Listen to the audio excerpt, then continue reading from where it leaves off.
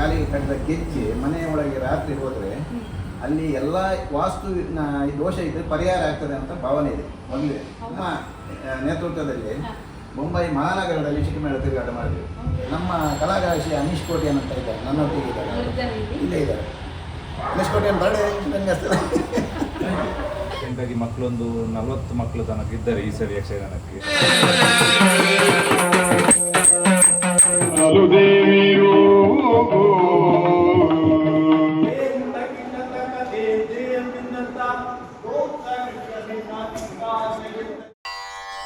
ತುಳುನಾಡ ಪೆರ್ಮೆದ ಆಣಕಲೆ ಯಕ್ಷಗಾನ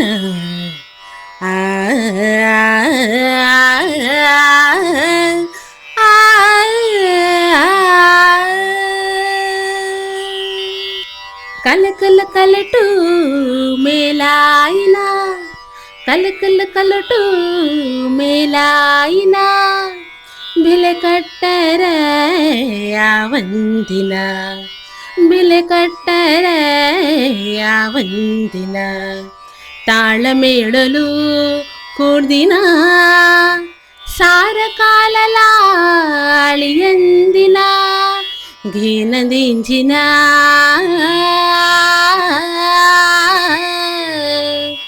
ಯಕ್ಷಗಾನ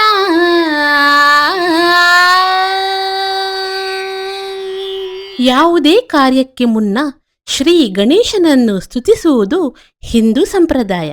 ಅದರಂತೆ ಶ್ರೀ ಗಣೇಶನಿಗೆ ನಮಿಸುತ್ತಾ ಈ ವಿಡಿಯೋವನ್ನು ಪ್ರಾರಂಭಿಸುತ್ತಿದ್ದೇನೆ. ಉಡುಪಿ ಜಿಲ್ಲೆಯ ಬಡಾನಡಿಯೂರು ಗ್ರಾಮದಲ್ಲಿ ಶ್ರೀ ಗಜಾನನ ಯಕ್ಷಗಾನ ಕಲಾ ಸಂಘ ಅಸ್ತಿತ್ವದಲ್ಲಿದೆ. ಹಲವು ಹಿರಿಯ ಕಿರಿಯ ಕಲಾವಿದರು ಇಲ್ಲಿ ಒಂದೇ ಕುಟುಂಬದವರಂತೆ ಒಂದಾಗಿ ಒಳ್ಳೆ ಕಾರ್ಯಗಳನ್ನು ಮಾಡುತ್ತಿದ್ದಾರೆ.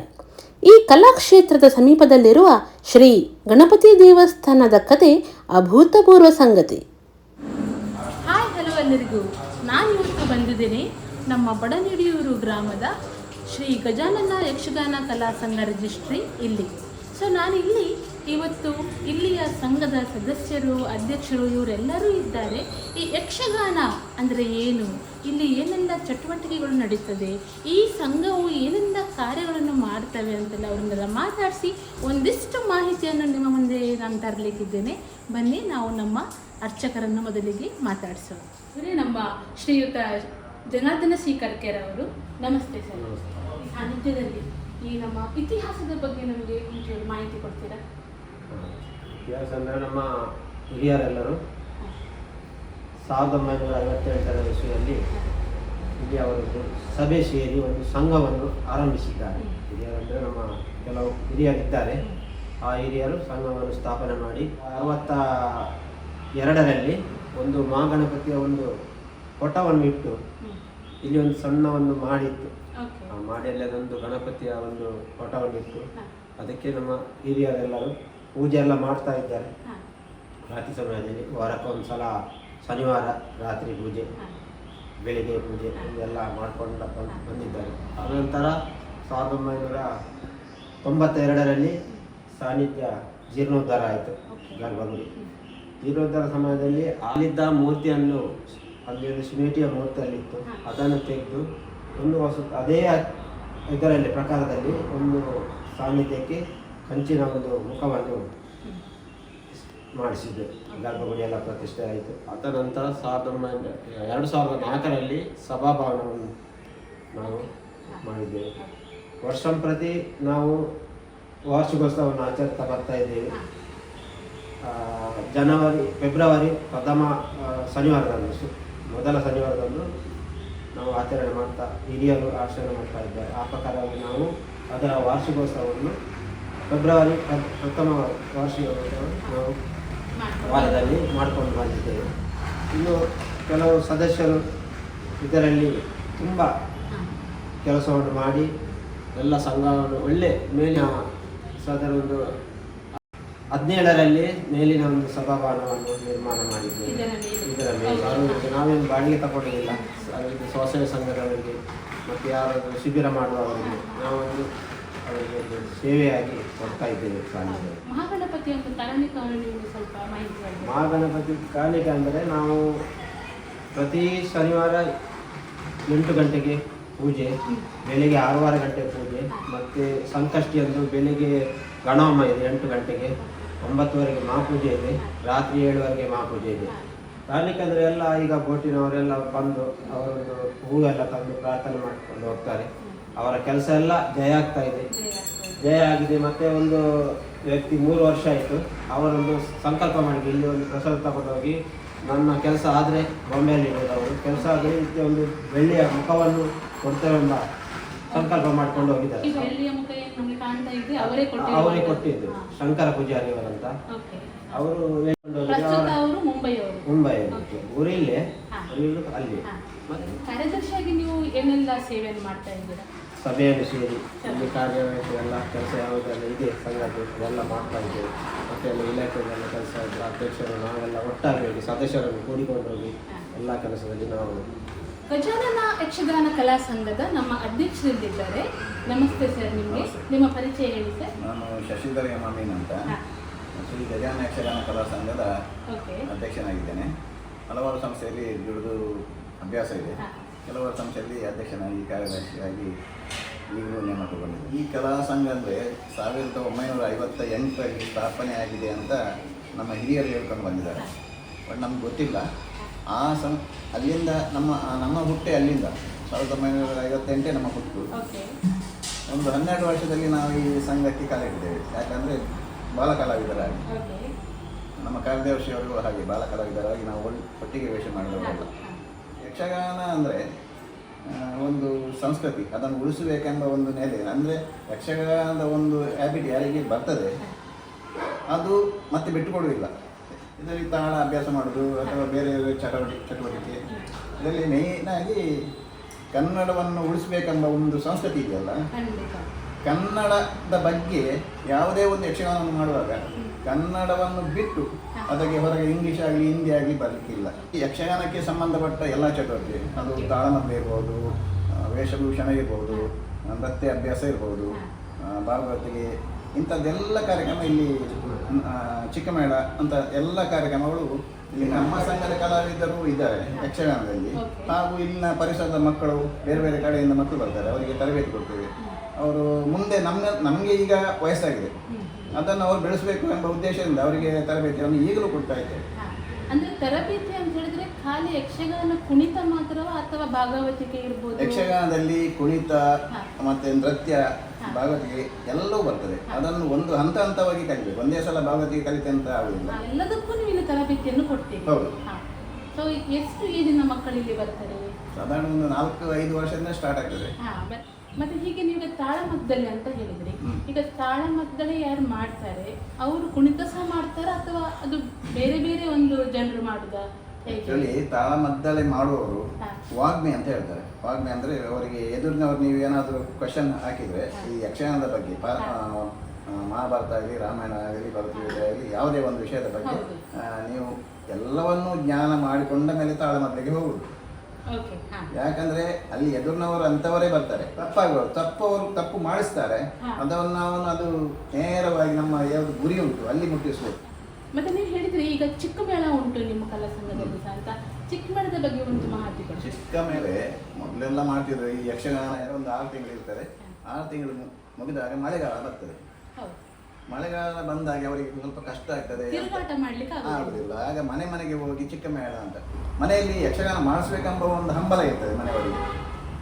ಕೈಗೆ ಕಟ್ಟುವುದಿಲ್ಲ, ಕಾಲಿಗೆ ಕಟ್ಟಿದ ಗೆಜ್ಜೆ ಮನೆಯ ಒಳಗೆ ರಾತ್ರಿ ಹೋದರೆ ಅಲ್ಲಿ ಎಲ್ಲ ವಾಸ್ತು ದೋಷ ಇದ್ರೆ ಪರಿಹಾರ ಆಗ್ತದೆ ಅಂತ ಭಾವನೆ ಇದೆ. ಮೊದಲು ಮನೆಗೆ ಹೋಗಿ ಒಂದು 10-11 ಗಂಟೆವರೆಗೆ ನಾವು ಚಿಕ್ಕ ಮೇಳ ಮಾಡ್ತೇವೆ. ಒಂದು ಯಕ್ಷಗಾನ ಆಟ ಮಾಡಿದಷ್ಟೇ ಒಂದು ಪ್ರಾಮುಖ್ಯತೆ ಇದಕ್ಕೆ ಚಿಕ್ಕ ಮೇಳಕ್ಕೆ. ನೇತೃತ್ವದಲ್ಲಿ ಮುಂಬೈ ಮಹಾನಗರದಲ್ಲಿ ಚಿಕ್ಕ ಮೇಳ ತಿರುಗಾಟ ಮಾಡಿದ್ವಿ ನಮ್ಮ ಕಲಾವಿದರು. ನಾವು ಈಗ ಅಧ್ಯಕ್ಷರಾಗಲಿ ಮತ್ತೊಬ್ಬ ಸೆಕ್ರೆಟರಿ ಆಗಲಿ ಇದಕ್ಕೆ ಕಲಾ ಕಾರ್ಯದರ್ಶಿ ಅಂತ ಒಬ್ಬರು ಇದ್ದಾರೆ. ಕಲಾ ಕಾರ್ಯದರ್ಶಿ ಏನು ಮಾಡ್ತಾರೆ, ನಾವು ಏನಾದರೂ ಒಂದು ಯಕ್ಷಗಾನವನ್ನು ವಹಿಸಿಕೊಂಡಾಗ ಅದರ ಸಂಪೂರ್ಣ ಜವಾಬ್ದಾರಿ ಆ ಕಲಾ ಕಾರ್ಯದರ್ಶಿಗೆ ಇರ್ತದೆ. ವೇಷವನ್ನು ಕೊಡೋದು ಅಥವಾ ಅದನ್ನು ನಿಭಾಯಿಸುವುದು. ಅಂದರೆ ಕಲಾ ಕಾರ್ಯದರ್ಶಿಯ ಕೆಲಸ ಏನಂತ ಹೇಳಿದರೆ, ಯಾರು ವೇಷ ಮಾಡದಿದ್ದಾಗೆ ಅನಿವಾರ್ಯ ಕೆಲವರಿಗೆ ಆಗುವುದಿಲ್ಲ.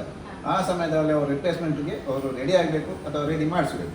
24-25ನೇ ಸಾಲಿನ ಕರ್ನಾಟಕ ರಾಜ್ಯ ಜಿಲ್ಲಾ ಪ್ರಶಸ್ತಿಯನ್ನು ಕೂಡ ನಮ್ಮ ಹೆಗಲಿಗೆ ಏರಿಸಿಕೊಂಡಿದ್ದೇವೆ. ನಿಮ್ಮ ಈ ಕಲಾ ಸಂಘದ ಒಂದು ಪ್ರಸಂಗ ಅಂತ ಹೇಳಿದ್ರಿ, ನೀವೇ ರಚಿಸಿದ್ದು ಅಂತ, ಅದು ಯಾವುದು, ಅದರ ಬಗ್ಗೆ ಒಂದು ಮಾಹಿತಿ ಕೊಡಿ. ಈಗ ಪವನ್ ಕಿರಣ್ ಅಂತ ಗೊತ್ತಿರಬೇಕು ನೀವು, ಅವರು ಪದ್ಯ ಬರೀತಾರೆ. ಅವರು ಪದ್ಯ ಬರೆದು ಕೊಟ್ಟರು, ಅದನ್ನು ಇದನ್ನು ರಚಿಸಿದವ ನಾನು.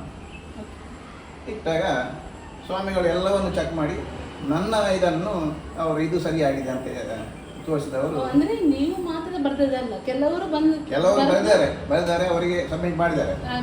ಅದರಲ್ಲಿ ನನ್ನದು ವಡಮಂಡೇಶ್ವರ ಕ್ಷೇತ್ರ ಮಹಾತ್ಮೆ ಅಂದರೆ ಮಧುರೆಯಿಂದ ಕೃಷ್ಣನನ್ನು ಇಲ್ಲಿಗೆ ಉಡುಪಿಗೆ ತಂದ, ಕೃಷ್ಣ ಬಲರಾಮ ಉಡುಪಿಗೆ ಹೇಗೆ ಬಂದ ಎಂಬುದನ್ನು ಸವಿಸ್ತಾರವಾಗಿ ನಾವು ತಗೊಂಡು ಹೋಗಿ ಒಂದು ಹಂತಕ್ಕೆ ಮುಟ್ಟಿಸಿದ ವ್ಯಕ್ತಿ ಈ ವಡಮಂಡೇಶ್ವರ ಕ್ಷೇತ್ರ ಮಹಾತ್ಮೆಯಲ್ಲಿ ನಾವು ನಮ್ಮ ಸಂಘದ ಅಧ್ಯಕ್ಷನಾಗಿ ನಾನು ಮಾಡಿದ್ದೇನೆ. ಅದು ನನಗೆ ಹೆಮ್ಮೆ ವಿಷಯ ಅಲ್ವಾ. ಸೊ ಆ ಒಂದು ಪ್ರಸಂಗವನ್ನು ನೀವು ಇಲ್ಲಿ ಆಟ ಆಡಿಸಿದ್ದೀರಾ? ಇದು ಇವಾಗ ಇನ್ನು 4ನೇ ಪ್ರಯೋಗ ಆಗ್ತಾ ಇದೆ. ಈಗ ಇದು ಇನ್ನೂ ಪ್ರಯೋಗ ಆಗಲಿಕ್ಕೆ ಇದೆ. ಅಂದ್ರೆ ಮೂರು ಆಗಿದೆ ಆಲ್ರೆಡಿ. ಪ್ರಶಸ್ತಿ ಬಂದದ್ದು ಯಾವುದಕ್ಕೆ? ಯಕ್ಷಗಾನದ ಕಲೆಯಲ್ಲಿ ಅತಿ ಹಿರಿಯ ಸಂಸ್ಥೆ ಅಂತ ಎಂಬುದಾಗಿ ಒಂದು, ಮತ್ತೆ ಈ ಎಲ್ಲ ಚಟುವಟಿಕೆ ನಡೀತದಲ್ಲ, ಯಕ್ಷಗಾನದ ಚಟುವಟಿಕೆ ನಾವು ಬಡವರಿಗೆ ಅಥವಾ ಇಲ್ಲಿ ವೈದ್ಯಕೀಯಕ್ಕೆ ಏನೆಲ್ಲ ನಾವು ಇದು ಕೊಡ್ತೇವೆ, ಪ್ರೋತ್ಸಾಹ ಕೊಡ್ತೇವೆ, ಅವರಿಗೆ ಏನು ತನುಮಾನ ಧನ ನಮ್ಮ ಕೊಡ್ತೇವೆ. ಮತ್ತು ಇದರ ಮೇಲೆ ಪ್ರೀತಿ ಎಲ್ಲ ಊರಿನವರೆಲ್ಲ ಇಟ್ಟಿದ್ದಾರೆ. ಈ ಜೀವದಾನ ಕೊಟ್ಟ ಗಣಪತಿ ಇದು, ಕೆಲವರಿಗೆ ಜೀವದಾನ ಕೊಟ್ಟಿದೆ. ನನ್ನ ಪೀರಿಯಡ್ನಲ್ಲಿ ನಾನು ಅದು ಕಥೆ ಹೇಳ್ತಾ ಇಲ್ಲ. ನಾವು ಚಿಕ್ಕಮೇಳಕ್ಕೆ ಹೋದಾಗ ಕೆಲವು ಮನೆಯಲ್ಲಿ ಅನಾರೋಗ್ಯ ಮತ್ತು ಆಗುವುದಿಲ್ಲ ಅಂತ ಹೇಳುವಾಗ ಇಲ್ಲಿಂದ ಒಂದು ಪ್ರಸಾದ ತಗೊಂಡು ಹಾಕಿದ 3-4 ವ್ಯಕ್ತಿಗಳು ನನ್ನ ಕಣ್ಣ ಮುಂದೆ ಇದ್ದಾರೆ. ಅಂತ ಪವರ್ ಗಣಪತಿ. ನಾವು ಇದನ್ನು ಬಿಟ್ಟರು ಇದು ನಮ್ಮನ್ನು ಬಿಡಿಲ್ಲ. ಸೊ ನೀವು ಇಷ್ಟೊಂದು ಆರಾಧನಾ ಮನೋಭಾವದಲ್ಲಿ ನಿಮ್ಮ ಸೇವೆಯನ್ನು ಮಾಡ್ತಿದ್ರಿ. ಯಕ್ಷಗಾನದಲ್ಲಿ ಹಾಸ್ಯ ಅನ್ನೋದಕ್ಕೆ ಒಂದು ಬೇರೆನೇ ಒಂದು ಪ್ರಾಮುಖ್ಯತೆ ಇದೆ. ಯಕ್ಷಗಾನಕ್ಕೆ ಹಾಸ್ಯ ನಾನು ಕೇಳಿದ ಪ್ರಕಾರ ಒಂದು ಕೋಡಂಗಿ ವೇಷ ಅಲ್ವಾ, ಅಂದ್ರೆ ಅದಕ್ಕೆ ಮತ್ತೆ ಈಗ ಬರುವ ಹಾಸ್ಯಕ್ಕೆ, ಈಗ ನಾನು ನೋಡಿದ ಒಂದು ಪ್ರಕಾರ ಈ ಫಿಲ್ಮ್ ಇದೆಲ್ಲ ಫನ್ನಿ ಸೀನ್ಸ್ ಅನ್ನ ಯಕ್ಷಗಾನದಲ್ಲಿ ತೋರಿಸ್ತಾರೆ. ಸೊ ಅದರ ಬಗ್ಗೆ ನಿಮ್ಮ ಒಂದು ವಿಚಾರ ಏನು? ನೋಡಿ, ನಾವು ಈ ಕಲೆಯನ್ನು ಉಳಿಸಬೇಕೆಂಬ ಉದ್ದೇಶದಿಂದ ಈ ಸಂಸ್ಥೆಯನ್ನು ಬೆಳೆಸ್ತಾ ಇರುವ ಇವರಿಗೆ ಇನ್ನು ಬಂದ ಪೀಳಿಗೆಗೆ ಕೂಡ ಅದು ತರಬೇತಿ ಕೊಡೋದು, ಇದನ್ನು ಸಂಸ್ಕೃತಿಯನ್ನು ಉಳಿಸಿ ಎಂಬ ರೀತಿಯಲ್ಲಿ ತರಬೇತಿ ಕೊಡೋದು. ಯಾವುದೇ ನಾವು ವಿಮರ್ಶಕರಾಗಿ ನಾವು ಕೆಲಸ ಮಾಡಬೇಕಾಗ್ತದೆ. ವಿಮರ್ಶಕರಂತ ಹೇಳಿದರೆ ತಪ್ಪಾದಲ್ಲಿ ನಮ್ಮ ಗುರುಗಳು ತಪ್ಪು ಮಾಡಿದರು, ಇದು ತಪ್ಪು ನೀವು ಮಾಡಬೇಡಿ ಅಂತ ಹೇಳುವ ಮಟ್ಟಕ್ಕೆ ನಾವು ಇದ್ದೇವೆ. ಈಗ ಹಾಸ್ಯ ಬೇಕು, ನೀವು ಆ ರೀತಿ ಮಾಡಿ, ಖಂಡಿತವಾಗಿ ನಮ್ಮ ಸಂಸ್ಥೆಯಲ್ಲಿ ಅದಕ್ಕೆ ಆಸ್ಪದ ಇಲ್ಲ. ಅಂದ್ರೆ ಈಗ ಜನರು ನಿಮ್ಮ ಹತ್ರ ಬಂದು ಆಟ ಪ್ರಸಂಗ ಬೇಕು, ಇಂಥದ್ದೇ ಬೇಕು ಅಂತ ಡಿಮಾಂಡ್ ಬೇಡಿಕೆ ಇಡುವವರಿದ್ದಾರೆ. ಆಗ ಜನ ಇದ್ದಾರೆ. ಜನರು ಬೇಕಾದ ಒಂದು ಯಕ್ಷಗಾನ ಡಿಮಾಂಡ್ ಮಾಡಿದರೆ ಎಲ್ಲವನ್ನು ಡಿಮಾಂಡ್ ಮಾಡಿದರೆ ನಮಗೆ ನಾವು ಚೌಕಟ್ಟನ್ನು ಮೀರಿ ಹೋಗುವ ಸಂಸ್ಥೆ ಇದಲ್ಲ. ಬೇರೆಯವರು ಇರ್ಬೋದು, ನಮ್ಗೆ ಗೊತ್ತಿಲ್ಲ. ಗಜಾನ ಯಕ್ಷಗಾನದಲ್ಲಿ ಒಂದು ಚೌಕಟ್ಟು ಅಂತ ಇದೆ, ಸದ್ಯ ಒಂದು ಚೌಕಟ್ಟು ಇಟ್ಟು ಬೇರೆ ಒಂದು ಹೊಸ ಪ್ರಸಂಗ ಮಾಡಿ ಇದನ್ನು ಮಾಡಿ ಅಂತ ಹೇಳಿದರೆ ಸಾಮಾಜಿಕ ಅವಹೇಳನ ಆಗುವಂಥ ಪ್ರಸಂಗ ಹೇಳಿದರೆ ಖಂಡಿತವಾಗಿ ನಾವು ಒಪ್ಕೊಳ್ಳುವುದಿಲ್ಲ, ಮಾಡುವುದಿಲ್ಲ. ಸೊ ಯಾವುದೇ ಥರದ ಒಂದು ಸಂಘಕ್ಕೆ ಇರ್ಬೋದು ಅಥವಾ ಈ ಯಕ್ಷಗಾನಕ್ಕೆ ಇರ್ಬೋದು ಧಕ್ಕೆ ಬರಬಾರ್ದು, ಯಕ್ಷಗಾನಕ್ಕೆ ಧಕ್ಕೆ ಬರಬಾರ್ದು. ಮತ್ತು ಈ ಜಾತಿಯ ಬಗ್ಗೆ ಅವಹೇಳನ ಮಾಡುವುದು ಅದು ನಮ್ಮಲ್ಲಿ ಈ ಸಂಸ್ಥೆಯಲ್ಲಿ ಬಂದಿಲ್ಲ, ಬರುವುದಿಲ್ಲ. ಯಾಕಂದರೆ ನಮ್ಮ ಈ ಯಕ್ಷಗಾನದಲ್ಲಿ ಚಿಕ್ಕಮೇಳ ಹೋಗುವಾಗ ಮುಸ್ಲಿಮ್ಸ್ ಇರ್ಬೋದು, ಕ್ರಿಶ್ಚಿಯನ್ಸ್ ಇರ್ಬೋದು, ಎಲ್ಲ ಕರೆದು ನಮ್ಮನ್ನು ಚಿಕ್ಕಮೇಳ ನಮ್ಮ ಮನೆಗೆ ಬನ್ನಿ ಅಂತ ಹೇಳಿ ಅವರು ಆಟ ಆಡಿಸ್ಬೋದು. ಆ ರೀತಿ ಇರುವಾಗ ನಮ್ಮ ಸಂಸ್ಥೆಗೆ ಅವರು ಕೂಡ ಅಭಿಮಾನಿಗಳೇ. ಅದರಿಂದ ಯಾವುದಕ್ಕೂ ಧಕ್ಕೆ ಬರದ ರೀತಿಯಲ್ಲಿ ನಮ್ಮ ಸಂಸ್ಥೆಯನ್ನು ಈಗ ಒಂದು ಚುಕ್ಕಾಣಿ ಹಿಡಿದು ನಡೆಸ್ಕೊಂಡು ಹೋಗ್ತಾ ಇದೆ. ಅಂದರೆ ಒಂದು ಶಿಸ್ತಿನ ಒಂದು ಕಲಾ ಸಂಘ ಅಂತ ಹೇಳ್ಬೋದು ಅಲ್ವಾ? ಸೊ ಯಾವುದೇ ತರ ಅದಕ್ಕಾಗಿ ಪ್ರಶಸ್ತಿ ಬಂದದ್ದು ಖಂಡಿತ. ಈಗ ನಿಮ್ಮ ಸಂಘದ ಸದಸ್ಯರು ಇರ್ಬೋದು ಅಥವಾ ಅವರುಗಳು ಕಲಾವಿದರು ಆಗಿರ್ಬೋದು, ಅವ್ರದ್ದೊಂದು ಪರಿಚಯ ನಮಗೆ ಹೇಳ್ಬೋದು, ಯಾರೆಲ್ಲ ಇದ್ದಾರೆ? ನಮಗೆ ರಾಜ್ಯ ಪ್ರಶಸ್ತಿ ಐರೋಡಿ ಗೋವಿಂದಪ್ಪ ಅಂತ ಇದ್ದಾರಲ್ಲ, ಅವರು ನಮ್ಮ ಸಂಘದ ಬಾಲ ಕಲಾವಿದರು. ಅವರು ಈ ಸಂಸ್ಥೆಯಿಂದಲೇ ಬೆಳೆದವರು ಅಂತ ಅನೇಕ ಕಲಾವಿದರು ಇದ್ದಾರೆ. ಯಾಕಂದರೆ ಈಗ ಕೆಲವರು ವೃತ್ತಿಯನ್ನು ಬಿಟ್ಟಿದ್ದಾರೆ, ಬೇರೆ ಬೇರೆ ಉದ್ಯೋಗಕ್ಕೆ ಹೋಗಿದ್ದಾರೆ. ಇದರ ಜೊತೆ ಅವರು ಹೈಯರ್ ಡಿಗ್ರಿ. ಆ್ಯಕ್ಚುಲಿ ನನ್ನ ಮಗಳು ಯಕ್ಷಗಾನದಲ್ಲಿ ಇಲ್ಲಿ ಕಲ್ತವಳೆ. ಇದೇ ನಾರಾಯಣಗುರು ಇಲ್ಲಿ ಸ್ವಲ್ಪ ಕೆಲವರು ವೇಷ ಮಾಡಿದ್ದಾರೆ. ಬೇರೆ ಇಲ್ಲಿ ಟಿ ಗೋಪಾಲ್ ಅಂತ ಇದ್ದಾರೆ, ಅವರ ಮಗಳು ಈಗ ದುಬೈಲಿದ್ದಾರೆ. ಅವರು ಇಲ್ಲಿ ಎಲ್ಲ ವೇಷ ಮಾಡಿದವರು. ಈಗಲೂ ಯಕ್ಷಗಾನ ಮಾಡಿ ಅಂತ ಹೇಳಿದರೆ ಅದಕ್ಕೆ ಒಂದು ರಜೆ ಆಗಿ ಬರುವವರು ಇದ್ದಾರೆ. ಅದು ನಾನು ಅಷ್ಟು ಕಲಿತು ಇದಕ್ಕೆ ಮಾಡೋದಿಲ್ಲ ಅಂತ ಹೇಳುವ ಯಾವುದೇ ಒಂದು ವ್ಯಕ್ತಿ ಇಲ್ಲ ಇದಕ್ಕೆ. ಅಲ್ವಾ, ನಿಮ್ಮ ಬೆನ್ ಹಿಂದೆ ಅಥವಾ ನಿಮ್ಮ ಸದಸ್ಯರಲ್ಲಿ ನೀವು ಹೇಳಿದ ಹಾಗೆ ಎಲ್ಲವನ್ನು ನಿಭಾಯಿಸಿಕೊಂಡು ಬರುವವರು ಇದ್ದಾರೆ ಅಂತ ಸಹ ನಮಗೆ ಹೇಳಿದ್ರಿ. ಅದರಲ್ಲಿ ಯಾರಾದರೂ ಒಬ್ಬರು ನಿಮ್ಮ ಒಂದು ಪ್ರತಿಯೊಂದು ವಿಷಯವನ್ನು ನಿಕಟವಾಗಿ ಮಾಡಿಕೊಡುವವರು ಯಾರಂತ ಹೇಳ್ತಾರೆ? ನಮ್ಮ ಕಲಾಕಾಶಿ ಅನೀಶ್ ಕೋಟಿಯನ್ ಅಂತ ಇದ್ದಾರೆ, ನನ್ನೊಟ್ಟಿಗೆ ಇದ್ದಾರೆ, ಅವರಿದ್ದಾರೆ ಇಲ್ಲಿ? ಇಲ್ಲೇ ಇದ್ದಾರೆ. ಅನೀಶ್ ಕೋಟಿಯನ್ ಬರ್ಡೇ ನನಗೆ ಅಷ್ಟೇ. ಅದ್ರ ಜೊತೆ ಈ ಸಂಘದ ಅನೀಶ್ ಕೋಟೆನ್ ಅವರಿದ್ದಾರೆ. ನಿಮ್ಮದು ಈ ಸಂಘದಲ್ಲಿ ಏನೊಂದು ಕೆಲಸ ಅಂತ ಹೇಳಿ? ನನ್ನದಂದರೆ ನಾನು ಕಲಾ ಕಾರ್ಯದರ್ಶಿಯಾಗಿ ಈಗ ಸೇವೆ ಸಲ್ಲಿಸ್ತಿದ್ದೇನೆ. ಇಲ್ಲಿ ಒಂದು 4 ವರ್ಷದಿಂದ ಸೇವೆ ಮಾಡ್ತಿದ್ದೇನೆ ಇಲ್ಲಿ. ಮುಂಚೆ ನನಗಿಂತ ಮುಂಚೆ ವಾಸನ್ ಅಂತ ಒಂದು ಇದ್ದರು, ಅವರ ಮೇಲೆ ಈಗ ನನಗೆ ಒಂದು ಪೋಸ್ಟ್ ಬಂದಿದೆ. 4 ವರ್ಷದ ತನಕ ನಾನು ಇಲ್ಲಿದ್ದೇನೆ ಈಗ ಕಲಾ ಕಾರ್ಯದರ್ಶಿಯಾಗಿ. ಒಂದು 5-6 ವರ್ಷಗಳಿಂದ ಮೆಂಬರ್ ಆಗಿದ್ದರು ಖಾಲಿ. ಮತ್ತು ನನ್ನ ಕೆಲಸ ಆ್ಯಕ್ಟಿವಿಟಿ ಎಲ್ಲ ನೋಡಿಕೊಂಡು ನಮ್ಮ ಅಧ್ಯಕ್ಷರಾಗಲಿ ಬೇರೆಯವರ ಸದಸ್ಯರಾಗಲಿ ಎಲ್ಲ ಸೇರಿಕೊಂಡು ನನ್ನೊಂದು ಕಲಾ ಕಾರ್ಯದರ್ಶಿಯಾಗಿ ಮಾಡಿಬಿಟ್ಟಿದ್ದಾರೆ. ಹಾಗಾಗಿ ನಾನೀಗ ಸೇವೆ ಸಲ್ಲಿಸ್ತಾ ಇದ್ದೇನೆ. ಇಲ್ಲೆಲ್ಲ ನಮಗೆ ಎಂತೆಂಥ ಜವಾಬ್ದಾರಿ ಕೊಡ್ತಾರೆ ಅದನ್ನೆಲ್ಲ ಮಾಡ್ತಿದ್ದೇನೆ. ಇದು ಚಿಕ್ಕಮೇಳ ತಿರುಗಾಟದಲ್ಲಿ 30 ದಿವಸ ಚಿಕ್ಕಮೇಳ ತಿರುಗಾಟ ಆಗ್ತದೆ ನಮ್ಮದು ಇಲ್ಲಿ. ಹಾಗಾಗಿ 2 ಸಟ್ಟನ್ನಾಗಿ ಮಾಡಿದ್ದೇವೆ. 2 ವರ್ಷದಿಂದ 2 ಸಟ್ಟು ಮಾಡ್ತಿದ್ದೆ. ಯಾರು ಮಾಡೋದಿಲ್ಲ ಇಲ್ಲಿ ಅವರು. ನಾವೇ ಒಂದು 2 ಸಟ್ಟಾಗಿ ತಿರುಗಿ ಆಡ್ತಾ ಇದ್ವಿ ಇಲ್ಲಿ.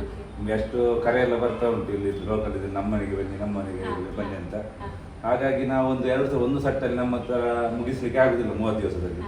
ಅದಕ್ಕೋಸ್ಕರ ಈಗ 2 ಸಟ್ಟಾಗಿ ಮಾಡಿಕೊಂಡಿದ್ದೇವೆ ನಾವು. ಹಾಗಾಗಿ ಒಳ್ಳೊಳ್ಳೆ ಕಲಾವಿದರಾಗಿ ಯಾರ್ಯಾರು ಕರೀತಾರೆ ಆ ಮನೆಗೆ ಒಂದು 5 ಮನೆಗೆ ನಾವು ಹೋಗ್ತಾ ಇದ್ದೇವೆ. ದಿವಸಕ್ಕೆ ಒಂದು 10 ಮನೆ 12 ಮನೆ ಮಾಡ್ತೇವೆ ಒಂದೊಂದು ಸಟ್ಟಲ್ಲಿ.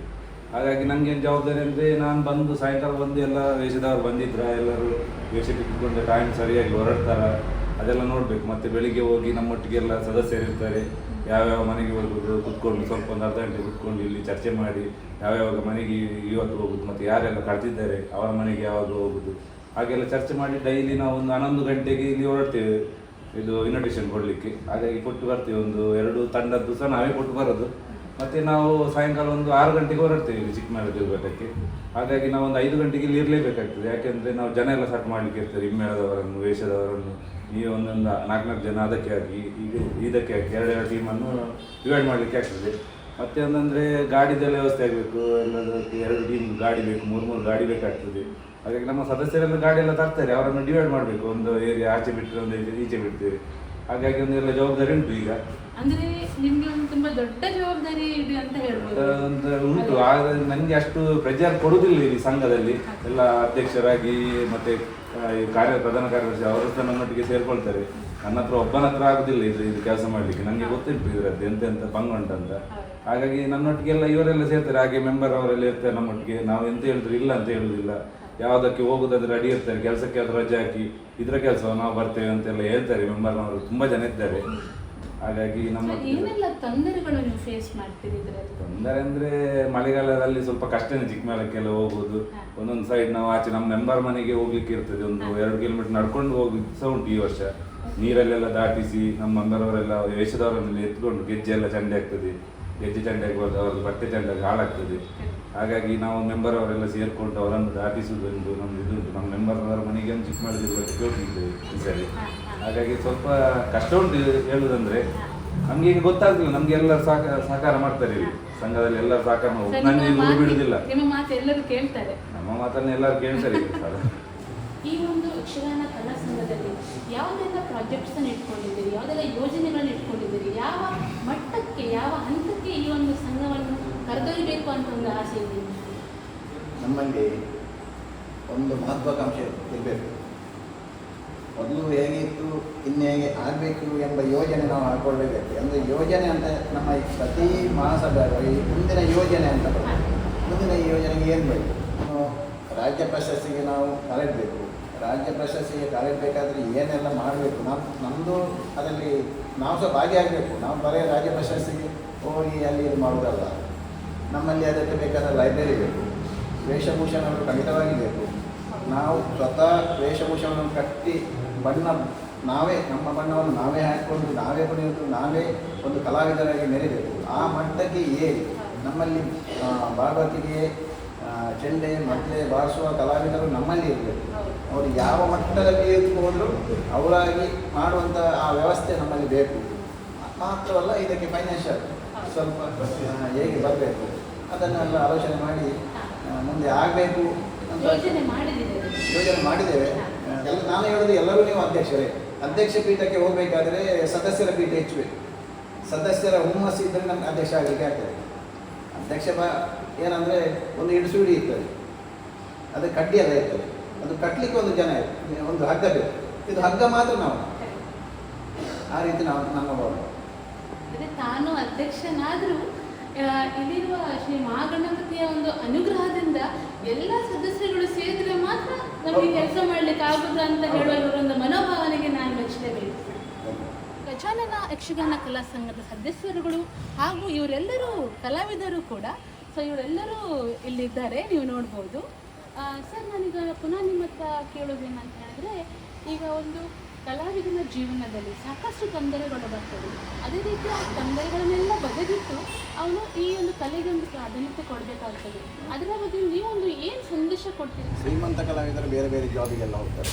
ಈ ಬಡ ಕಲಾವಿದರಿಗೆ ಏನು ಮಾಡಬೇಕಂತ ಹೇಳಿದರೆ, ಅವರು ಇಲ್ಲಿ ತರಬೇತಿ ಆಗಲಿ ಬೇರೆ ಎಲ್ಲಿ ತರಬೇತಿ ಆದ ಮೇಲೆ ಒಂದೇ ಮೇಳಕ್ಕೆ ಸೇರಿಕೊಂಡು ಅವರು ಹೆಚ್ಚಾಗಿ ಕೃಷಿಕರಾಗಿರ್ತಾರೆ ಅಂತ ಹೇಳೋದಿದ್ರೆ, ಇಲ್ಲಿಯ ಕಲಾವಿದರು ಬೇರೆ ಬೇರೆ ಮೇಳಕ್ಕೆ ಹೋಗುವುದು ಕಮ್ಮಿ. ಯಾಕೆಂದರೆ ಯಕ್ಷಗಾನ ಸಂಘದಲ್ಲಿ ಕಲಿತ ಕಲಾವಿದರು ಒಂದೆರಡು ಜನ ಮೇಳಕ್ಕೆ ಹೋಗ್ತಾರೆ, ಬಿಟ್ಟು ಬೇರೆಯವರೆಲ್ಲ ಬೇರೆ ಬೇರೆ ಜಾಬಿಗೆ ಹೋಗ್ತಾರೆ. ಅಂದರೆ ಎಜುಕೇಷನ್ನ ಜೊತೆಗೆ ಇದನ್ನು ಮಾಡಿಕೊಂಡು ಬರುವುದು ಫ್ಯಾಷನ್. ಹೌದು, ನಮ್ಮಲ್ಲಿ ಹೋದ ಯಕ್ಷಗಾನ ಕಲಾವಿದರಾಗಲಿ ನಮ್ಮಲ್ಲಿರುವ ಕಲಾವಿದರಾಗಲಿ ಅವರಿಗೆ ಏನಾದರೂ ಕಷ್ಟ ಬಂದರೆ ಆ ಸಮಯದಲ್ಲಿ ನಮಗೆ ಅದಕ್ಕೆ ಬೇಕಾದ ಇನ್ಶೂರೆನ್ಸಾ ಅಥವಾ ನಮ್ಮ ಸಂಘದಿಂದ ಅವರಿಗೆ ಬೇಕಾದ ಒಂದು ಔಷಧಿಗೆ ಬೇಕಾದ ಒಂದು ಅನುದಾನವ ನಾವು ಅದಕ್ಕೆ ಮಾಡ್ತೀವಿ. ಈ ಸರ್ಕಾರದಿಂದ ಈ ಯಕ್ಷಗಾನ ಅನ್ನೋದಕ್ಕೆ ಯಾವ ರೀತಿ ಸಹಾಯ ಬರ್ತದೆ? ನಿಮ್ಮ ಸಂಘಕ್ಕೆ ಯಾವ ರೀತಿ ಸಹಾಯ ಬರ್ತದೆ? ನೋಡಿ, ಸಂಘಕ್ಕೆ ಅನುದಾನ ಬರುವುದಕ್ಕಿಂತಲೂ ಸಂಘ ಏನು ಮಾಡಿದೆ ಅಂತ ಮೊದಲು ಅವ್ರು ನೋಡ್ತಾರೆ. ಎಲ್ಲ ಬೇಕಾದಷ್ಟು ಸಂಘ ಸಂಸ್ಥೆಗಳು ಆಗ್ತವೆ ಹೋಗ್ತವೆ. ಇದು ನಮ್ಮ ಸಂಸ್ಥೆ ಹಾಗೆ ಅಲ್ಲ. ಒಂದು 60-70 ವರ್ಷದ ಹಿಂದಿನ ಸಂಸ್ಥೆ, ಅದನ್ನು ನಾವು ಕಂಟಿನ್ಯೂ ಮಾಡಿಕೊಂಡು ಬರ್ತಾ ಇದ್ದೇವೆ. ಇದಕ್ಕೆ ಅನುದಾನ ಹೇಗೆ ಬರ್ತದೆ ಅಂತ ಹೇಳಿದರೆ, ನಾವು ಅಧ್ಯಕ್ಷರಾಗಿ ಕಾರ್ಯದರ್ಶಿಯಾಗಿ ಇಲ್ಲಿನ ಸದಸ್ಯರಾಗಿ ಆ ಏನು ಅಚೀವ್ಮೆಂಟ್ ಇದೆ ಅದನ್ನು ಅವರಿಗೆ ಮನವರಿಕೆ ಮಾಡಬೇಕು. ಮನವರಿಕೆ ಮಾಡದಿದ್ದರೆ ಸುಮ್ಮನೆ ಕೂತ್ಕೊಂಡು ನೀವು ನಿಮ್ಮ ಹತ್ರ ಅನುದಾನ ಕೇಳಲಿಕ್ಕೆ ಆಗುವುದಿಲ್ಲ. ಈಗ ಸರ್ಕಾರದ ವತಿಯಿಂದ ಕೂಡುವುದು ಕಮ್ಮಿ ಆಗಿದೆ. ಆದರೂ ನಮಗೆ ಈ ಸಲ ಪ್ರತಿ ವರ್ಷವೂ ಸರ್ಕಾರದಿಂದ ಬೇಕಾದ ಅನುದಾನ ನಮಗೆ ಸಿಗ್ತಾ ಇದೆ. ಅದಕ್ಕೆ ಅವರಿಗೆ ನಾವು ಬೇಕಾದಂಥ ಫೈಲ್ ಅಂದರೆ ಅದು ಡಾಕ್ಯುಮೆಂಟ್ಸ್ ಅವರಿಗೆ ಸಬ್ಮಿಟ್ ಮಾಡ್ತಾ ಇದ್ದೇವೆ. ಅದು ಈಗ ಆನ್ಲೈನ್ ಅದು ಮಾಡ್ತಾ ಇರ್ತೇವೆ, ಅನುದಾನ ಬರ್ತಾ ಇದ್ದೇವೆ. ಬಗ್ಗೆ ತುಂಬ ಕೃತಜ್ಞತೆ. ಒಂದು ಸಂಘವನ್ನು ಕಟ್ಟಿ ಆ ಕೆಲಸಗಳನ್ನು ನಿರ್ವಹಿಸೋದಂತ ಹೇಳಿದ್ರೆ ಒಂದು ಸಣ್ಣ ವಿಷಯ ಅಲ್ಲ. ಅದಕ್ಕೆ ಬೇಕಾದಂಥ ಒಂದು ಬಿಲ್ಡಿಂಗ್ ಬೇಕು, ಜಾಗ ಬೇಕು. ಸೊ ಅದನ್ನೆಲ್ಲ ನೀವು ಹೇಗೆ ನಿಭಾಯಿಸಿದಿರಿ? ಮತ್ತು ಅದಕ್ಕೆ ಇನ್ನೂ ನೀವು ಮಾಡ್ಕೊಂಡು ಬರುವಂಥ ಚಟುವಟಿಕೆಗಳಿಗೆ ಈ ಫಂಡಿಂಗ್, ಈ ಧನ ಸಹಾಯ ಅಥವಾ ನಿಮಗೆ ಹೇಗೆ ಈ ಫಿನಾನ್ಷಿಯಲ್ ರಿಸೋರ್ಸಸ್ ಎಲ್ಲ ಅಲೋಕೇಟ್ ಆಗ್ತದೆ ಅಂತ ಹೇಳಿ? ನೋಡಿ, ನೀವು ಹೇಳಿದ ಪ್ರಶ್ನೆ ಸರಿ. ಈ ಸಂಸ್ಥೆ ಕಟ್ಟುವುದು ಪ್ರಾಮುಖ್ಯ ಅಲ್ಲ, ಅದನ್ನು ನಡೆಸೋದು ಪ್ರಾಮುಖ್ಯ. ಸಂಸ್ಥೆ ಯಾರಾದರೂ ಕಟ್ಟಿ ಹೋಗ್ಬೋದು. ಈ ಸಂಸ್ಥೆ ಇಲ್ಲಿ ಕಟ್ಟುವಾಗ ನಾನು ಮೊದಲೇ ಹೇಳಿದ್ದೇನೆ, ಇದು ಚಿಕ್ಕ ಒಂದು ಮಾಡಿತ್ತು, ಅದರ ಮೇಲೆ ಗಣಪತಿ ಇತ್ತು, ಎಲ್ಲವನ್ನು ಹೇಳಿದ್ದೇನೆ. ಅದನ್ನು ನೀವು ಹೇಳಿದಾಗೆ ನಿಭಾಯಿಸ್ಕೊಂಡು ಹೋಗೋದು ಕಷ್ಟ. ನಿಭಾಯಿಸಲಿಕ್ಕೆ ಅದಕ್ಕೆ ಫೈನಾನ್ಷಿಯಲ್ ಬೇಕು ಮತ್ತು ಜನರ ಸಹಕಾರ ಬೇಕು. ಇದನ್ನೆಲ್ಲ ಹೇಗೆ ಮಾಡೋದು ಅಂತ ಹೇಳಿದರೆ, ಇಲ್ಲಿ ನಮ್ಮದು ಒಂದು 23 ಸೆನ್ಸ್ ಜಾಗ ಇದೆ, ಹಿರಿಯರು ಮಾಡಿದ್ದು. ಆ ಜಾಗವನ್ನು ಉಳಿಸಬೇಕೆಂಬ ದೃಷ್ಟಿಯಿಂದ ಬಿಲ್ಡಿಂಗ್ ಕಟ್ಟಿದ್ದು. ಇಷ್ಟೇ ಇರುವುದು ಜಾಗ. ಈ ಜಾಗದೊಳಗೆ ಯಕ್ಷಗಾನ ಮಾಡಬೇಕು. ನಮಗೆ ಬಯಲಾಟ ಮಾಡೋದಕ್ಕೆ ಗ್ರೌಂಡ್ ಬೇಕು. ಇಲ್ಲಿ ಗ್ರೌಂಡ್ ಇಲ್ಲ. ಇದರ ಚೌಕಟ್ಟಿನಲ್ಲಿ ಮಾಡ್ತೇವೆ. ನಮಗೂ ಈಗ ನಿಮ್ಮ ಈ ಸಂಘದಿಂದ ಆಗುವ ಯಕ್ಷಗಾನ ಪ್ರದರ್ಶನದ ಆಟ ನೋಡಬೇಕು ಅಂತ ಆಸೆ ಆಗ್ತದೆ. ಸೊ ಆ ಪರಿಸ್ಥಿತಿಯಲ್ಲಿ ನಾವು ಎಲ್ಲಿ ಬರಬೇಕು? ಯಾವಾಗ ನಿಮ್ಮ ಈ ಆಟ ಬರಬೇಕು? ನೋಡಿ, ನಮ್ಮ ಸಂಘದ ಆಟ ನೋಡಬೇಕು ಅಥವಾ ಸಂಘದ ಕಲಾವಿದರನ್ನು ನೋಡಬೇಕು, ಇಂಥ ಈ ಅಭಿಮಾನಿಗಳೇ ಹೆಚ್ಚಿರ್ತಾರೆ ಈಗ. ಯಾಕಂದರೆ ನಾವು ನಮ್ಮ ಸಂಘವನ್ನು ಹೊಗಳ್ಬಾರ್ದು. ನಾವು ಬೇರೆಯವರಿಗೊಟ್ಟಿಗೆ ಕಾಂಪೀಟ್ ಮಾಡಿದಾಗ ನಮ್ಮ ಸಂಘ ಹೇಗೆ ಅಂತ ತೋರಿಸಿಕೊಡ್ಬೇಕು ಅವರಿಗೆ ಹೊರಗಿಂದ. ಅಂಥ ಸನ್ನಿವೇಶಗಳು ತುಂಬ ಬಂದಿದೆ ಇದೆ ಈ ಸಂಘಕ್ಕೆ. ಹೌದು, ಸ್ಪರ್ಧೆಗಳಲ್ಲಿ ಭಾಗವಹಿಸುವ ಮಟ್ಟಕ್ಕೆ ಹೋಗಿ ಅಲ್ಲಿ ಕೋಟದಲ್ಲಿ ಒಂದು 25 ವರ್ಷದ ಹಿಂದೆ ಕೋಟದಲ್ಲಿ, ಅದು ಕೋಟ ಅಂದರೆ ಯಕ್ಷಗಾನದ ನಾಡು. ಅಲ್ಲಿ ಹೌದು ಈಶ್ವರವಂಕಾರ ಅಂದರೆ ಅಲ್ಲಿ ಫಸ್ಟ್ ಪ್ರೈಸ್ ತಂದು ಹಾಕಿದವರು ನಾವು. ಫಸ್ಟ್ ಪ್ರೈಸ್ ತುಂಬ ಹಳೆ ಸಂಘಕ್ಕೆ ಕಾಂಪಿಟೇಷನ್ ಆಯಿತು. ಒಂದು 6 ಸಂಸ್ಥೆಗಳು ಬಂತು. ಹಳೆಯದ್ದು 50 ವರ್ಷ ಮೇಲ್ಪಟ್ಟ ಸಂಸ್ಥೆಗಳಿಗೆ ಸ್ಪರ್ಧೆ ಅಂತ ಇಲ್ಲೇ ಕಡೆಕಾರಲ್ಲಿ. ಅಲ್ಲಿ ಕೂಡ ನಾವು ಕಾಂಪೀಟ್ ಮಾಡಿ ದ್ವಿತೀಯ ಪ್ರೈಸನ್ನು ಪಡೆದುಕೊಂಡು ಬಂದು ಗಜಾನನ ಸನ್ನಿಧಿಯಲ್ಲಿ ಇಟ್ಟಂಥ ಸಂಸ್ಥೆ ಇದು. ಯಾವ ಪ್ರಸಂಗ ಸರ್ ಅದು? ವೀರವರ್ಮ ವಿಜಯ ಅಂತ ಸಾಂಪ್ರದಾಯಿಕ ಪ್ರಸಂಗ. ಎಲ್ಲಿಗೆ ಬರಬೇಕು ಅಂತ ಕೇಳಿದ್ರಲ್ಲ, ಎಲ್ಲೆಲ್ಲಿಂದಲೂ ಇಲ್ಲಿ ಬರ್ತಾರೆ. ನಮ್ಮದು ಪ್ರತಿ ಫೆಬ್ರವರಿ ಫಸ್ಟ್ ವೀಕಿನ ಫಸ್ಟ್ ಶನಿವಾರ, ಪ್ರತಿ ವರ್ಷದ ಫೆಬ್ರವರಿ ಫಸ್ಟ್ ವೀಕಿನ ಫಸ್ಟ್ ಶನಿವಾರ ಇಲ್ಲಿ ವಾರ್ಷಿಕೋತ್ಸವ ಅಂತ ಇದೆ. ರಥೋತ್ಸವ ಹೇಗೆ ಆಗ್ತದೆ ಹಾಗೆ ವಾರ್ಷಿಕೋತ್ಸವ ಕೂಡ. ವಾರ್ಷಿಕೋತ್ಸವ ಮಾಡಿದ್ರೆ ಸಾಧ್ಯವೇ ಇಲ್ಲ. ಒಂದು 2-3 ಲಕ್ಷ ರೂಪಾಯಿ ಖರ್ಚಿದೆ. ಮೊದಲು ಕಾಂಪಿಟೇಷನ್ ಮಾಡುವಾಗೆಲ್ಲ ಇಲ್ಲಿ ಒಂದು ಗ್ರೌಂಡ್ ಇತ್ತು ಕೆಳಗೆ, ಅಲ್ಲಿ ಮಾಡ್ತಿದ್ದೆ. ಈಗ ಸದ್ಯ ವಾರ್ಷಿಕೋತ್ಸವ ಇಲ್ಲೇ ಮಾಡೋದು. ಇಲ್ಲಿ ರಂಗಸ್ಥಳ ನಿಮ್ಮ ನೇತೃತ್ವದಲ್ಲಿ ಏನಾದರೂ ವೇಷಭೂಷಣ ತಂದು ಕೊಟ್ಟರೆ ಇನ್ನು ನಾವು ತಗೊಳ್ಳುವ. ಅದು ನಮ್ದು ಒಂದು ಯೋಗ ಅಂತ ಹೇಳ್ಬೋದು. ಕಲಾವಿದರಿದ್ದಾರೆ, ಅವ್ರಿಗೊಂದು ಸಣ್ಣ ಪರಿಚಯ, ಮತ್ತೆ ಅವರುಗಳು ಯಾವ ಯಾವ ಪ್ರಸಂಗದಲ್ಲಿ ಅಥವಾ ಯಾವ ಒಂದು ಪಾರ್ಟಲ್ಲಿ ಮಿಂಚಿದವರು ಅಂತ ನಮಗೆ ಒಂದು ಸಣ್ಣ ಒಂದು ಪರಿಚಯ ಮಾಡಿದ್ರು. ಅನೇಶ್ ಕೋಟೆ ನಮ್ಮದು ಕಲಾವಿದರು. ಇವರು ಕಿರಾತ, ಅದು ಕಿರಾತ ಮಾಡಲಿಕ್ಕೆ, ಕಿರಾತ ವೇಷ ಎಲ್ಲ ಮಾಡಲಿಕ್ಕೆ ತುಂಬ ಕಷ್ಟ. ಮಾಡೋದು ಹೇಳ್ತಾರೆ ಕಿರಾತ ಮಾಡೋದು, ಅದು ಕಷ್ಟವೇ, ತುಂಬ ಕಷ್ಟ. ಅದು ಕೋರೆ ಮುಂದಸೆಲ್ಲ ಹಾಕೋದು ಕಷ್ಟ. ಅದನ್ನು ತೋರಿಸುವ ರೀತಿ ಕೂಡ ಬೇರೆ, ವಿಭಿನ್ನ ಶೈಲಿ. ನಮ್ಮ ಈ ಬೇರೆ ವೇಷ ಹೋದಾಗೆ ಅದು ಹೋಗಲಿಕ್ಕೆ ಆಗುವುದಿಲ್ಲ. ಹಾಗೆ ಹಾಸ್ಯ ನಟ ಇವರು ಹಾಸ್ಯದಲ್ಲಿ ಒಳ್ಳೆ ಇವರು ನಮ್ಮ ಮೈಮೇದ ಮಣಿಕಂಠ ಅಂತ ಬರೆದ ಆ ಪ್ರಸಂಗಕರ್ತರ ತಮ್ಮ ಬಾಂಬೆಯಲ್ಲಿದ್ದು ಈಗ ನಿನ್ನೆ ಸೆಟ್ ಆಗಿದೆ. ಇವರು ಕೂಡ ಮೊದಲು ಇದಕ್ಕೆ ತುಂಬ ಸಹಕಾರ ಮಾಡಿದರು. ಇವರು ಎಲ್ಲ ಒಳ್ಳೆ ಕಲಾವಿದರು, ಎಲ್ಲ ವೇಷ ಮಾಡಿದವರು. ಇವರು ಈಗ ನಿವೃತ್ತಿ ಹೋಗಿ ಆದರೂ ಕೆಲವೊಮ್ಮೆ ವೇಷ ಮಾಡ್ತಾರೆ. ನಿಮ್ಮ ಈ ಕಲಾ ಸಂಘದಲ್ಲಿ ಯಕ್ಷಗಾನ ತರಬೇತಿಯನ್ನು ನೀವು ನೀಡ್ತಿದ್ದೀರಿ ಅಂತ ಹೇಳಿದ್ರಿ. ಸೊ ಯಾವ ಹೊತ್ತಿಗೆ ಈ ತರಗತಿಗಳು ನಡೀತವೆ? ಹೊತ್ತಿಗೆ ಅಂದರೆ ಒಂದು ಗುರುವಾರ ಸಾಯಂಕಾಲ ಒಂದು 6 ಗಂಟೆ ಹೊತ್ತಿಗೆ ಒಂದು ತರಬೇತಿ ನಡೆಸ್ತೇವೆ. ಒಂದು 8 ಗಂಟೆ ತನಕ ಮಾಡ್ತೇವೆ ಮಕ್ಕಳದ್ದು. ತದನಂತರ ವಾರದಲ್ಲಿ 2 ದಿವಸ ಅಂತ ಮಾಡ್ತೇವೆ. ಸಂಡೇ ಮಾಡ್ತೇವೆ. ಸಂಡೇ ಅಂದರೆ ಬೆಳಿಗ್ಗೆ 9ರಿಂದ 10:30 ಗಂಟೆ ತನಕ ಒಂದು ಮಾಡ್ತೇವೆ. ಹಾಗಾಗಿ ಯಕ್ಷಗಾನ ನಮ್ಮದು ವಾರ್ಷಿಕೋತ್ಸವ ಹತ್ತಿರ ಬರುವಾಗ ನಾವೊಂದು ನೈಟ್ ಸಹ ಮಾಡ್ತೇವೆ. ಒಂದು 7 ಗಂಟೆ ನಂತರ ಒಂದು 3 ಕ್ಲಾಸ್ ಮಾಡ್ತೀವಿ. ಹಾಗಾಗಿ ನಮ್ಮದು ಇಲ್ಲಿ ಕ್ಲಾಸ್ ಎಲ್ಲ ತರಬೇತಿ ನಡೀತಾ ಇರ್ತದೆ ಇಲ್ಲಿ ರೆಗ್ಯುಲರ್ ಆಗಿ. ತರಬೇತಿದಾರರಾಗಿ ಯಾರು ಬರ್ತಾರೆ? ತರಬೇತಿದಾರರಾಗಿ ಮುಂಚೆ ನಮ್ಮ ಸ್ಥಾಪಕರಾದ ಈ ಭೋಜಪ್ಪ ಸಾಲಿನ್ ಅಂತ ಇದ್ದರು. ಅವರ ನಂತರ ಶ್ರೀ ಗೋಪಾಲ್ ಅಂತ ಇದ್ದರು. ಅವರ ನಂತರ ಜಯಂತ್ ಗೋನ್ಸೆ ಅಂತ ನಮ್ಮ ಗುರುಗಳಾಗಿದ್ದರು. ಮತ್ತು ನಮ್ಮದು ದುಗ್ಗಪ್ಪ ಮಾಸ್ಟರ್ ಅಂತ ಅವರು ದೇವದಿನರಾಗಿದ್ದಾರೆ.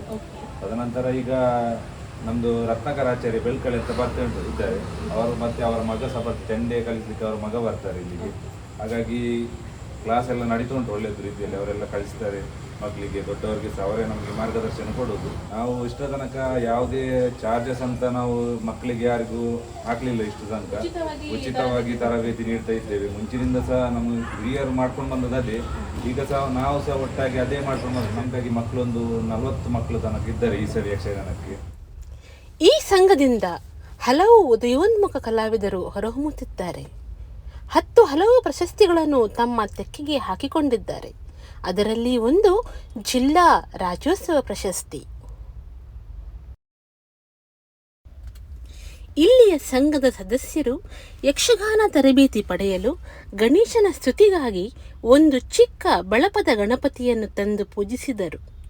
ಆದರೆ ಈಗ ಗಣೇಶ ಪ್ರತಿ ಸಂಕಷ್ಟಿಯಂದು ಹೋಮವನ್ನು ಮಾಡಿಸಿಕೊಳ್ಳುವುದು ಹಾಗೂ ಪೂಜೆಯನ್ನು ಸ್ವೀಕರಿಸಿ ಭಕ್ತರ ಅಭೀಷ್ಟವನ್ನು ನೆರವೇರಿಸುತ್ತಿದ್ದಾನೆ. ಯಕ್ಷಗಾನ ಎಂದರೆ ಬರೀ ಮನೋರಂಜನೆಯಲ್ಲ, ಅದರಲ್ಲಿ ಶಿಸ್ತು ಇದೆ ಅಂತ ಹೇಳಿದ ಈ ಒಂದು ಯಕ್ಷಗಾನ ಕಲಾ ಸಂಘದ ನಮ್ಮ ಅರ್ಚಕರೊಂದಿಗೆ ನಾವು ಒಂದು ಕೊನೆಯದಾಗಿ ಒಂದು ಕೇಳ್ತಿದ್ದೇವೆ. ಏನಂತ ಹೇಳಿದರೆ, ಈ ಒಂದು ಮುಂದಿನ ಬರುವ ಯುವ ಜನಾಂಗ ಅಂದರೆ ಈ ಕಲಾವಿದರುಗಳಿಗೆ ನೀವು ಏನು ಮಾಹಿತಿ, ಏನು ಒಂದು ಸಂದೇಶ ಕೊಡಲಿಕ್ಕೆ? ನಮಗಿಂದು ವಯಸ್ಸಾಗ್ತಾ ಬಂತು. ಇನ್ನು ಮುಂದೆ ಪೂಜೆಗಾಗಲಿ ಈ ಯಕ್ಷಗಾನ ಕಲೆಗಾಗಲಿ ನಮಗಿಂದು ಹಿರಿಯರಿಂದ ಆರಂಭಿಸಿ ಅವರು ಒಳ್ಳೆಯ ರೀತಿಯಿಂದ ನಡೆಸ್ಕೊಂಡು ಹೋಗಬೇಕು. ಅವರು ಗಣಪತಿಯ ಸೇವೆಯನ್ನು ಸಹ ಒಳ್ಳೆಯ ರೀತಿಯಿಂದ ಈ ಹಿರಿಯರು ನಡೆಸ್ಕೊಂಡು ಹೋಗಬೇಕು. ಹಾಗೆ ಯಕ್ಷಗಾನ ಒಳ್ಳೆಯ ರೀತಿಯಿಂದ ಇನ್ನು ಮುಂದೆ ಅವರು ಕೊಡಬೇಕಂತ ನಾವು ಅವರ ಹತ್ರ ಹೇಳ್ತಾ ಇದ್ದೇವೆ. ಇನ್ನು ಅದನ್ನೆಲ್ಲ ನಾವು ಹಿರಿಯ ಸದಸ್ಯರು ಸೇರಿಕೊಂಡು ಅವರಿಗೆ ಮಾರ್ಗದರ್ಶನವನ್ನು ನೀಡಲಿಕ್ಕಿದ್ದೇವೆ. ನಿಮ್ಮ ಈ ಮಹತ್ವಾಕಾಂಕ್ಷೆಯನ್ನು ದೇವರು ಕರುಣಿಸಬೇಕು. ಹಾಗೆ ಎಲ್ಲ ಈ ಯುವ ಕಲಾವಿದರು ಇದನ್ನು ಮನಗೊಂಡು ಇದನ್ನು ಮುಂದುವರಿಸಿಕೊಂಡು ಹೋಗಬೇಕಂತ ಹೇಳ್ತಾ ನಿಮ್ಮೆಲ್ಲರಿಗೂ ನನ್ನ ಪರವಾಗಿ ಧನ್ಯವಾದ.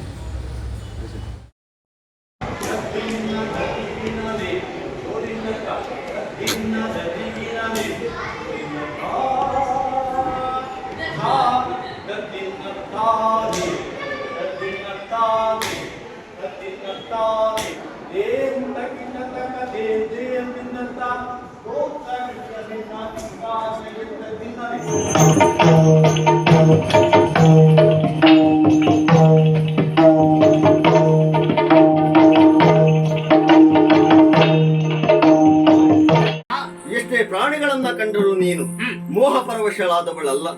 ಇಂದು ಈ ಹರಿಣವನ್ನ ಕಾಣುತ್ತಾ ಇದ್ದ ಹಾಗೆ ಅದರ ಬಗೆಗಾಗಿ ಮೋಹಕ್ಕೆ ಒಳಗಾಗುತ್ತಾ ಇದ್ದೀಯ. ಹರಿಣ ಬೇಕು ಸ್ವಾಮಿ ಎನ್ನುವುದಾಗಿ ಆಡ್ತಾ ಇದ್ದೀಯ. ಹಾಗಾದ್ರೆ ಈ ಹರಿಣ ನಿನ್ನನ್ನು ಆಕರ್ಷಿಸಿದ್ದು ಹೇಗೆ? ಅದರ ಮೈಮಾಟದಿಂದ, ಅದರ ನಾಟ್ಯದಿಂದ, ಅದರ ಕಾಲು ಬೆರಳುಗಳಿಂದ, ಒಟ್ಟಿನಲ್ಲಿ ಸೌಂದರ್ಯದಿಂದ. ಆದ್ರೆ ನಿನ್ನನ್ನು ಆಕರ್ಷಿಸಿತು ಎಂಬಲ್ಲಿಗೆ ಸಾಕಷ್ಟನ್ನ ಯೋಚನೆಯನ್ನ ಮಾಡಬೇಕಾಗ್ತದೆ. ಹಾಗಾದ್ರೆ